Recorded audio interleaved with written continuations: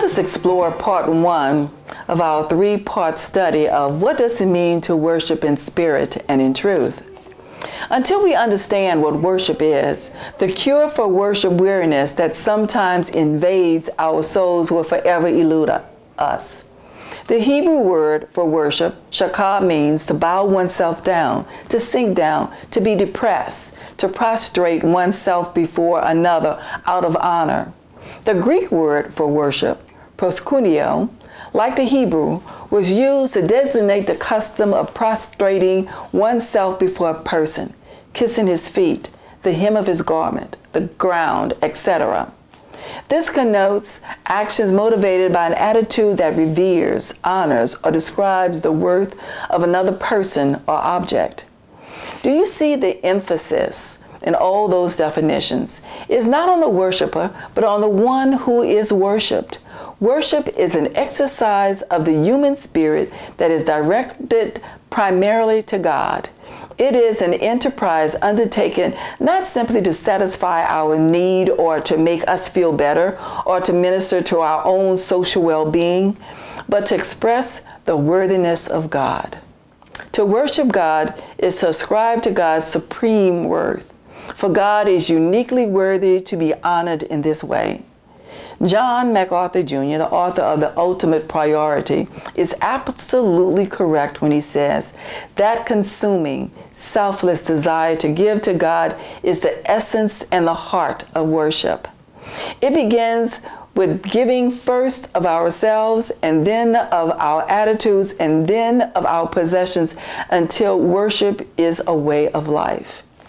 The emphasis in true worship is on giving, not receiving. Those who complain that the singing is uninspiring, the sermons are dry, dull, or dusty, and the service is boring, etc., often do so. I'm not convinced, because they have missed the fundamental essence of what worship is all about in the first place. I feel that the microwave mentality of our convenience-craved society has crept into the souls of Christians in such an extent that we want to fast food faith and remote control religion.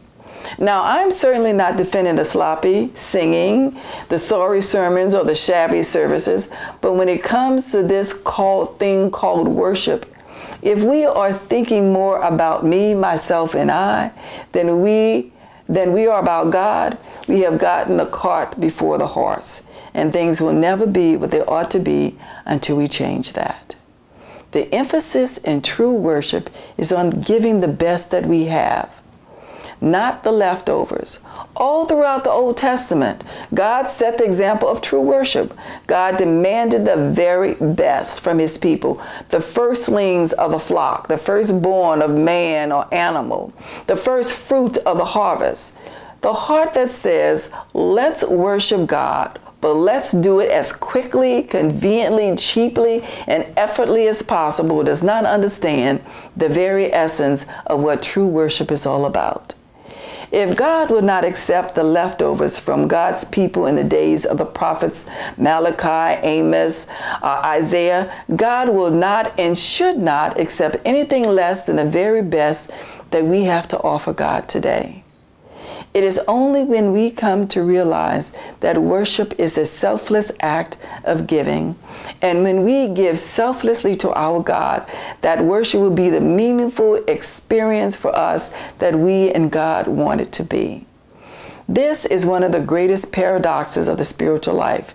Just as we must lose our life to find it, and hate our life to keep it, and humble ourselves to be exalted, so we must give of ourselves completely and totally to the worship of God, to receive abundant spiritual blessings in return.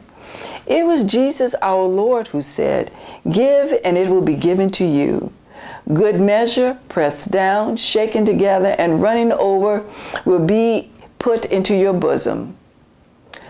For with the same measure that you use it, it will be measured back to you."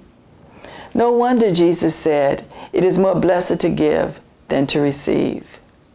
For it is only in giving that we really and truly can receive.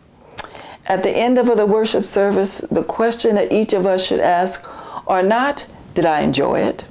Or did I get anything out of it? But rather, was God pleased? And how did I do? The person whose primary concern is, what's in it for me, does not understand what worship is all about.